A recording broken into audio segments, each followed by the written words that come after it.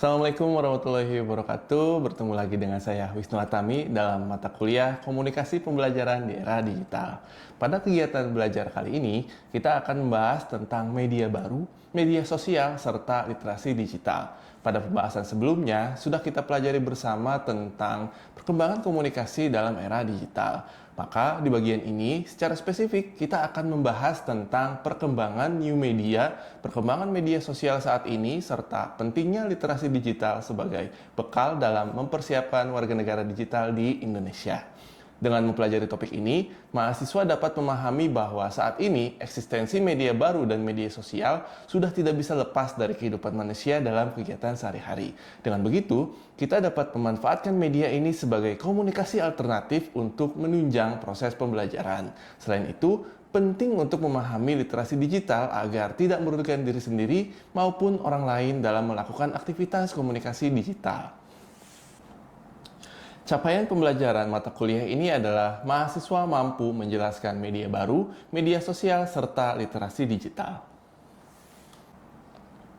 New media atau media baru dalam komunikasi pembelajaran di era digital ini merujuk pada alat yang memungkinkan adanya interaksi dan perpindahan informasi secara digital. Dibandingkan dengan media konvensional seperti buku, media baru lebih menggunakan internet sebagai sarana pemanfaatan teknologinya. Media baru merupakan seperangkat alat teknologi baru yang lebih luas dan digunakan masyarakat. Tantangan new media dalam pembelajaran. Media baru ini membawa begitu banyak keunggulan dan kemudahan dalam proses pembelajaran. Namun, selain kemudahan tersebut, media baru juga memiliki beberapa tantangan agar proses pembelajaran dapat berjalan dengan baik. Beberapa tantangan yang terjadi dalam media baru ini adalah yang pertama tentang kesenjangan akses, yang kedua adanya rasa ketergantungan aplikasi, yang ketiga adanya penyebaran informasi berupa hoax, dan yang keempat kualitas konten pembelajaran. Untuk memastikan pembelajaran berbasis media sosial berjalan sesuai harapan, guru perlu melakukan beberapa hal. Yang pertama, menyiapkan strategi pembelajaran yang dapat digunakan. Yang kedua, mempertimbangkan baik dan buruknya strategi tersebut. Yang ketiga, menentukan strategi yang paling efektif dalam meningkatkan kualitas pembelajaran. Dan yang keempat, mengimplementasikan strategi tersebut semaksimal mungkin. Mari kita bahas media sosial. Media sosial merupakan suatu alat komunikasi yang merujuk pada aktivitas yang dilakukan manusia untuk mencari informasi, membagikan informasi, serta berkomunikasi dengan menggunakan jaringan internet. Ada beberapa karakteristik media sosial yang dapat kita bahas dalam pembahasan ini.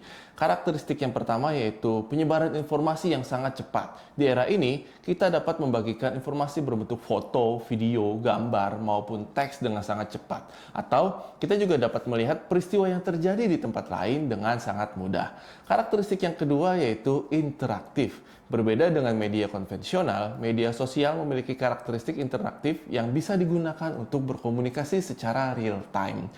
Kemudian, karakter yang ketiga yaitu tingginya aksesibilitas. Saat ini, media sosial sangat mudah diakses melalui beragam perangkat gawai seperti smartphone, komputer, maupun tablet. Dengan tingginya akses tersebut, membuat pengguna dapat berinteraksi dalam media sosial kapanpun. Media sosial memang sudah tidak bisa dilepaskan dalam aktivitas sehari-hari manusia pada era digital ini. Dengan kondisi tersebut, media sosial juga tentu tidak luput pengaruhnya dalam dunia pendidikan. Pendidik dapat menjadikan media sosial sebagai media pembelajaran karena media sosial memiliki daya tarik tersendiri yang dapat memotivasi pembelajaran dan mempengaruhi prestasi belajar. Beberapa pengaruh yang didapat sektor pendidikan dapat dijabarkan sebagai berikut. Pengaruh yang pertama adalah berkaitan dengan kemudahan akses untuk mendapatkan sumber pembelajaran yang relevan, bahwa media sosial seperti aplikasi YouTube dapat dijadikan sebagai penjelasan materi pembelajaran. Selain itu, YouTube juga dapat digunakan sebagai media video terkait dengan topik ataupun terkait dengan berita atau masalah yang dapat dijadikan sumber pembelajaran untuk didiskusikan di dalam kelas.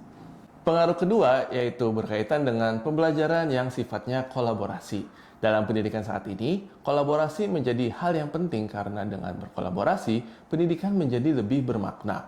Maka, media sosial dapat menjadi tempat untuk berkolaborasi dalam mengekspresikan sesuatu, mengemukakan pendapat, serta membuat produk dalam proyek pembelajaran. Bagian selanjutnya kita membahas tentang literasi digital. Literasi digital ini merujuk pada keterampilan seseorang dalam menggunakan perangkat digital untuk berinteraksi dan berkomunikasi, memahami etika komunikasi secara digital, serta kerahasiaan data privasi, serta mengetahui informasi yang kredibel. Untuk itu, mari kita bahas literasi digital lebih spesifik berikut ini.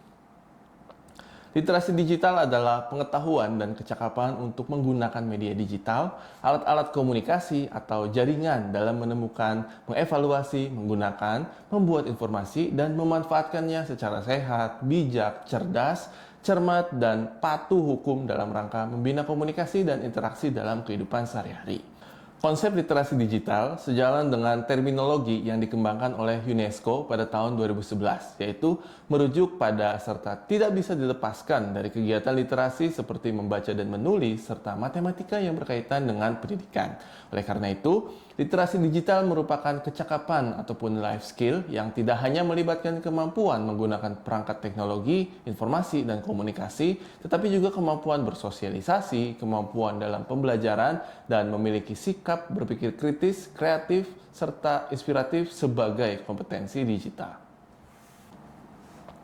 Ada beberapa kemampuan untuk disebut sebagai orang yang menguasai kemampuan literasi digital. Berikut merupakan penjelasan dari kemampuan literasi digital tersebut.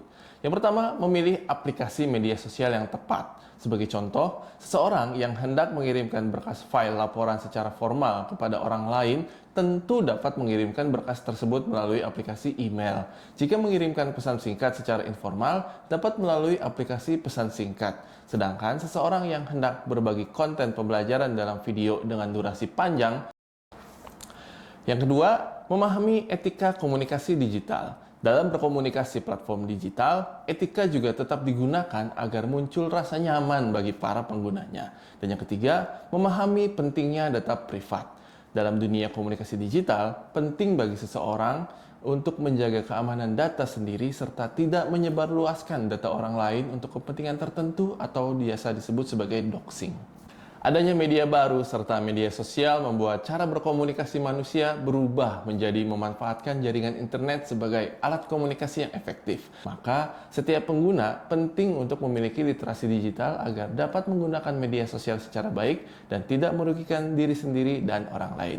Itu saja untuk pertemuan hari ini. Silakan melakukan aktivitas lainnya dalam pembelajaran e-learning. Saya tutup. Wassalamualaikum warahmatullahi wabarakatuh.